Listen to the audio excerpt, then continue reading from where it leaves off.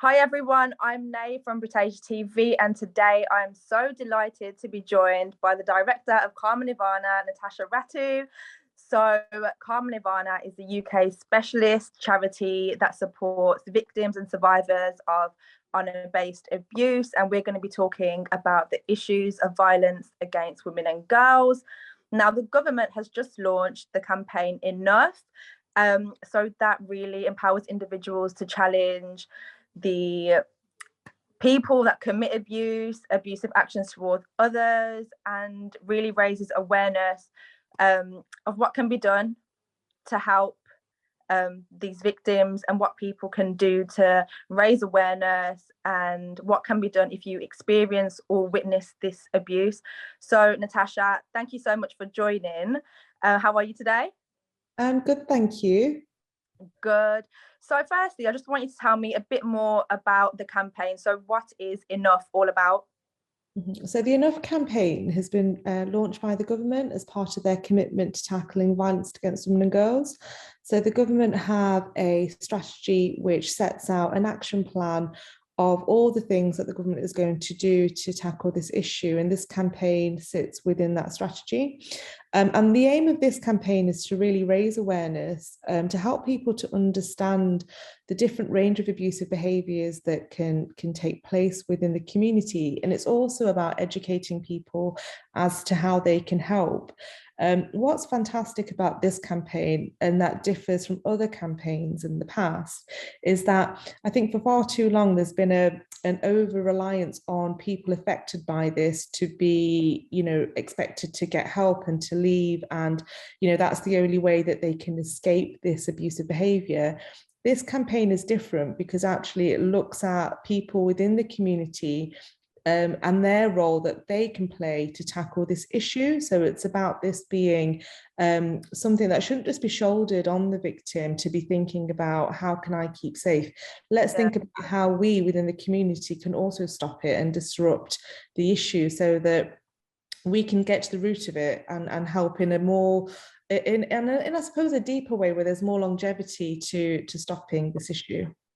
Yeah, definitely. So the campaign focuses mainly on women and girls, but there are a lot of South Asian men that are also victims of abuse. Does the campaign acknowledge that? Are we still acknowledging that men go through these things as well? Absolutely. I mean, we know that men and boys are impacted by this, and all victims' experience of abuse is valid regardless of their gender. If we Yeah. look at national statistics as well, what we do know though is that the issues disproportionately impact women and girls, and it's far too common, with nearly 3/4, so 72% of cases in the UK population of women and girls experiencing one form of sexual harassment at some point in their lifetime, rising, to 84%, as they get older. And that's 1 in 5 women that we know now as a stat that are victims of sexual assault or attempted sexual assault in their lifetime. So, we recognize this does impact men and boys, but disproportionately, women and girls are affected by this issue. Yeah. Okay, so you touched on sexual abuse. There are so many types of abuses out there, some that we are familiar with, like verbal abuse, physical abuse, sexual, like you just said. What are some of the other types of abuses out there that we may not be so familiar with? So I think we absolutely recognize more often than not physical violence, but that's just one small part of a whole range of abuse. So the forms of abuse can include domestic abuse, which is abuse between two people that are personally connected, and that can include sexual abuse, financial abuse, coercive and controlling behavior.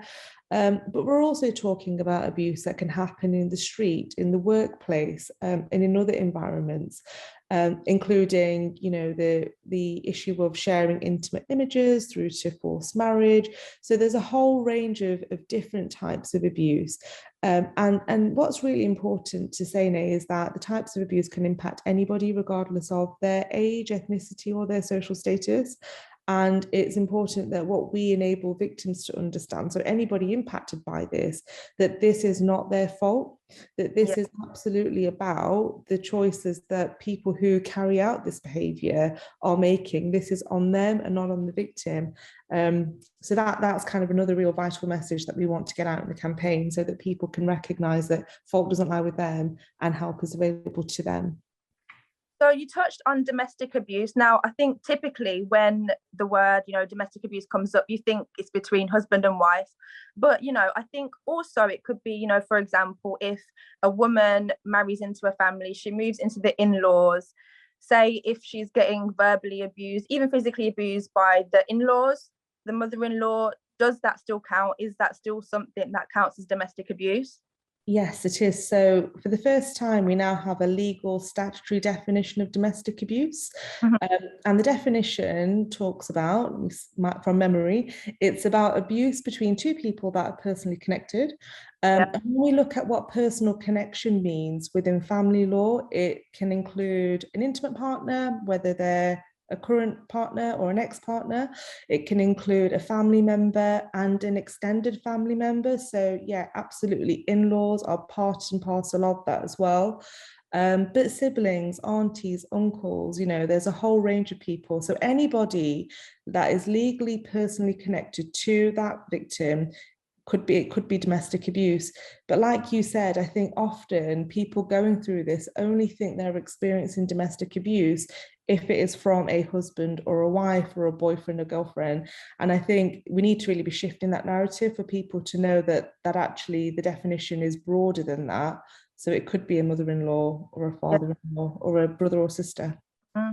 So I think a problem in our community is that a lot of the time when people are, victims of domestic abuse, the families don't speak up, everything's brushed under the carpet. What will people say? What will happen to our reputation? What do you think, other than that, prevents victims from speaking up?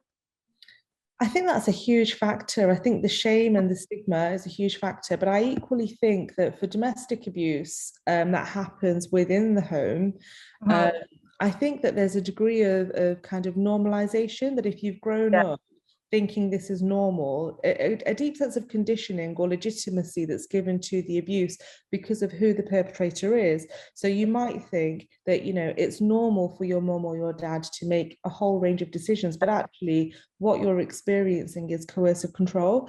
So I think in addition to shame and stigma, not even recognizing that what you're experiencing is abuse is a big barrier to actually getting help.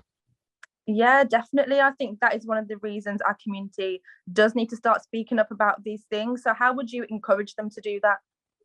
So I think there's a range of ways to do that. I think really importantly, the Enough campaign is about recognizing the types of abuse. So I think it's calling out the different types of abuse and not just over focusing on one type of abuse. For example, abuse between, intimate partners. Let's kind of recognize the range of different ways that this can take place. And I think also disrupting inequality. All of this is about gender inequality in the main. What we're talking about is, if we enable women and girls within our family to be treated differently, or to, expecting them to adopt these gender conformative roles of, girls will cook and clean and etc., then we're part of the problem. We've got to disrupt that way of thinking if we really want to change things for our sisters and our daughters and the women and girls in the future. That's where it starts for us. Yeah. So what advice would you give to someone that's witnessing the abuse taking place? They're not the victim, but they know it's going on maybe in their household or a friend. What advice would you give them? I think it all depends. I think if you're witnessing something taking place, you've always got to assess the risk of whether it's safe to disrupt. And if you cannot, as a bystander, safely disrupt what is happening, involving other people to come and assist so that you can get help. And that could include the police if there was a safety issue, for example. I think also really importantly, it's about being able to recall and witness what's happened. And that can be really helpful in two ways, kind of for the victim as well that's gone through that, who may be gaslit, who may be thinking that this is just, if they're made to feel that they're part of the problem and it's their fault, they may not see it in the same way that the person witnessing it has seen it. But also you might have crimes or offences that are taking place, which is another reason why it's really important to kind of get an account of what happened. So I think they're kind of two quick and easy things that you can do. But for the subtle things that happen, like I mentioned earlier, I think being disruptive for anything that enables a difference of how boys and girls are treated, disrupting that is a subtle thing that you can do within the home that has a bit more longevity into kind of really challenging this issue. So how would you say we, as like the third party, could maybe make the victim feel more comfortable in confiding in us? How can we make them speak up? I think for South Asian, for victims that we come across from on the Karma Nirvana National Helpline, I think you've really got to be careful that you don't pass on any judgment. I think a lot of people already feel exceptionally at fault, like what they're doing is because of something within them, and not recognizing that actually this is a choice that the perpetrator or the abuser is taking. This isn't their fault. So be really mindful not to pass judgment and to enable them to share information confidentially, being a safe space for them to listen. And also you might need to reach out, so that enables them to reach to you, but you might need to reach out if you witness that they're appearing withdrawn, or they're being cut off, and there's something that's changed or shifted.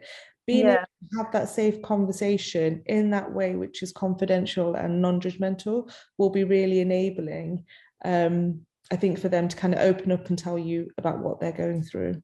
Definitely. Now, that was like an example, say if we know the person. What if you're a member of the public and you've witnessed something outside? How could we approach Karma Nirvana and report this to you? Yeah, I mean, so we have a national helpline if people wanted to call Karma Nirvana. And again, if you were outside and witnessing something, it would all depend on how safe it would be for you to intervene. So some of the things that you could do, like I mentioned earlier, is you could involve another person, which could include a family member if that was safe to do so, or the police if it wasn't safe. Getting that account of what's happened, so documenting it.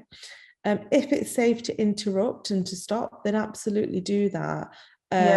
But it may not be appropriate for you to challenge, to kind of call it out. So you've really got to have that ability to assess, because what you don't want to do is to kind of go in there and potentially make things much worse for that person later on. So it's kind of you've got to be able to assess that situation. But if it's dangerous, I would absolutely be encouraging people to contact police for them to, and they're trained to deal with that situation. Yeah. So, of course, for the victims, it's a horrible situation to be in. And I'm sure a lot of them are afraid. They don't know how to speak up. So what advice would you give them? I think really importantly, I think people need to understand that the abuse is never their fault. And everybody has the right to live authentically, free from pain, free from anxiety. So I would really encourage people to recognize that they have that choice and that right, and they've got to put themselves first before their partner, before their community, before their family members, that they deserve to live safely. And also, really importantly, they need to know that they're not alone. I think so many people think, I'm the only person going through this, or this is on me. They need to know that they're not alone, and that there are people that want to help, that can listen, in a way that is a safe space for them to share.